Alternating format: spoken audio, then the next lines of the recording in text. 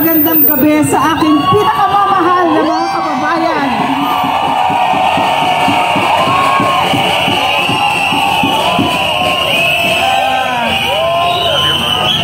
Napakasaya ko na makita kayo, pero malungkot ako na umabot tayo sa ganitong punto na kailangan na nating ilabas ang lahat ng sama ng loob natin sa napakawalang kwentang Pangulong Bongbong Marcos.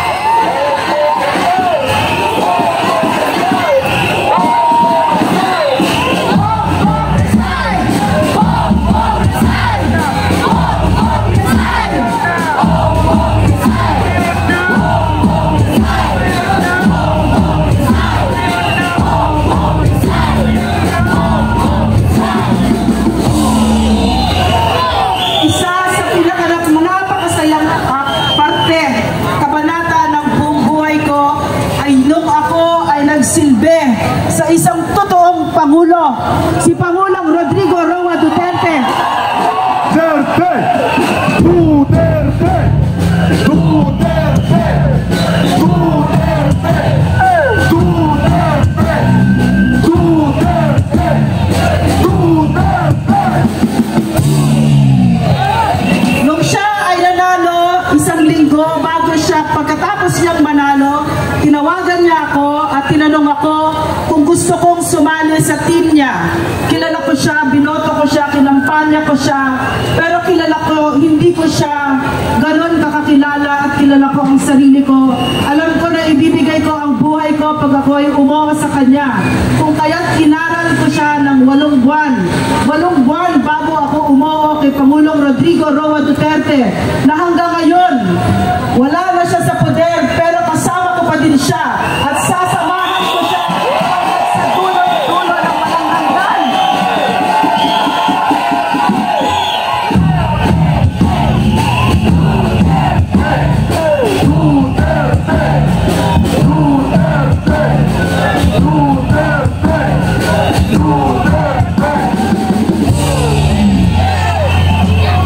Meron ako ikikwento sa inyo para maintindihan ninyo kung bakit takot na takot ang napaka-korap at napaka-walang pakialam sa mahihirap na Pangulong ito. At ang kwentong kong ito ay tungkol kay Pangulong Rodrigo Roa Duterte. Bakit ito kinikwento? Tatakbo ba siya ulit? Hindi na. Matanda na siya. Wala na siyang lakas kung hindi para sa bayan lang. Pero bakit ba nangyayari lahat ito? Nangyayari lahat ito ang pagsusupil ng press freedom, ang panggigipit kay pastor, ang pagpamimilit sa People's Initiative dahil takot na takot sila sa mga Duterte. Makinig kayo sa kwento ko para maintindihan nyo kung bakit. Nung kasama ko si Pangulong Duterte, tuwing kakain kami, kasama kaming lahat, sasabihin niya, ito lang ang ulam natin. Merong piniritong isda, merong sabaw, merong kanin, meron tayong prutas at may dessert. Okay na yan.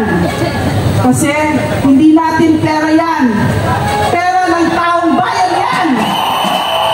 Hindi mo pera yan! Hindi mo pera yan! Hindi mo pera yan! Hindi mo pera yan! Hindi mo pera yan! Hindi mo pera yan! Hindi ko ito narinig isa o dalawa o tatlo o apat o 5 beses. Narinig ko ito paulit-ulit, halos araw-araw. At isa pa sa inuulit ko sa amin ng mga appointees niya at ang mga nasa gobyerno, hindi tayo special. Mga trabahante lamang tayo sa gobyerno.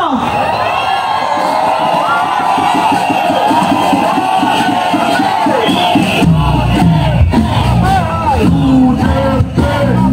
Duterte! Duterte!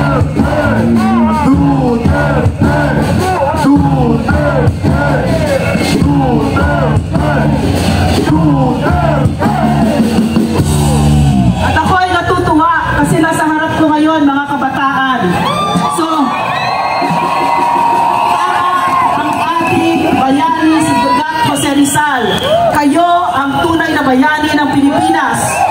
Kayo ang pag-asa ng ating bansa. So ngayon, isinisigaw natin ang pangalan ng isang Pangulong totoong nagsilbi sa atin para hindi natin makalimutan kung ano ang totoong mukha ng paglilingkod sa bayan. Kasi ang mga nakaupo ngayon, mga buitre. So,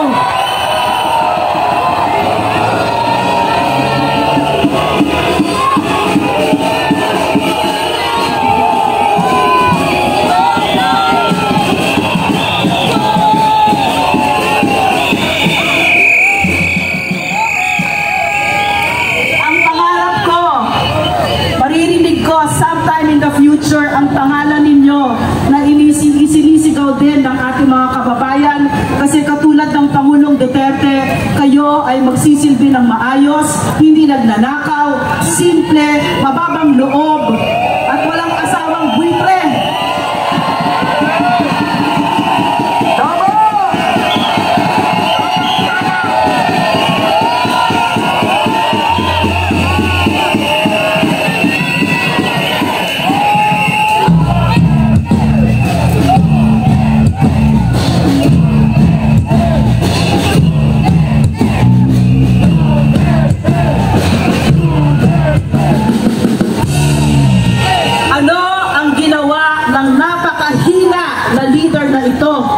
Dinala niya tayo sa bingit ng gera.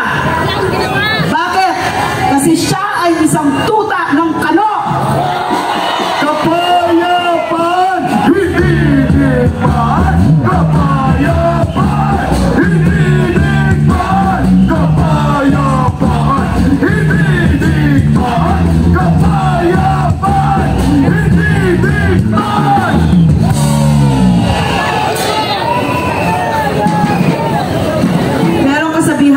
If you think that strong men are dangerous, you should try to see what a weak man is capable of.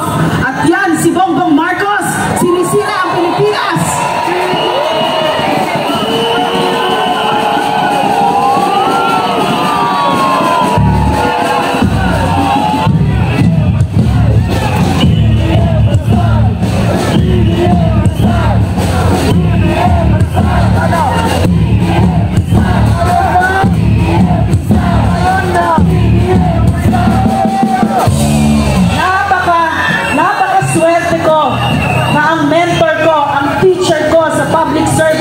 Ay si Rodrigo Roa Duterte. Kasi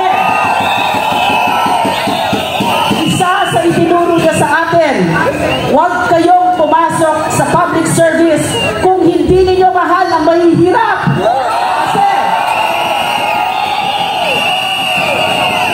Kasi ang mahihirap, ang gobyerno lang ang meron sila. At ito ay hindi lang salita kay Rodrigo Roa Duterte. Isinabuhay niya ito at araw-araw nakasama ko siya sa Malacanang. Mula pagtulog hanggang sa paggising niya, yun ang nakita ko kay Rodrigo Roa Duterte.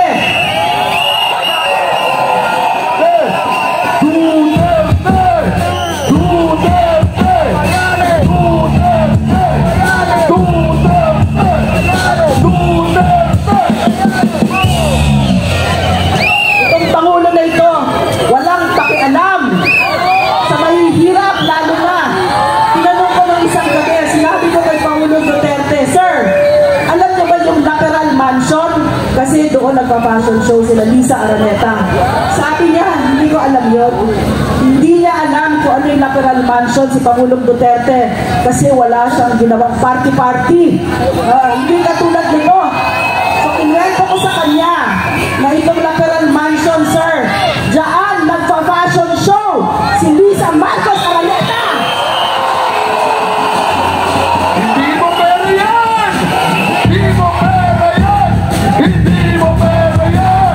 Hindi mo pera yan! Hindi mo pera yan! Hindi mo pera yan! Hindi mo pera yan! At alam nyo ba kung ano yung nakapaligid sa Malacanang? Mga nasa slums, mga mahihirap. So wala silang pakialam kung halos linggo-linggo merong fireworks na 3 minuto, bilyon sabihin nito, wala silang pakialam kung nakikita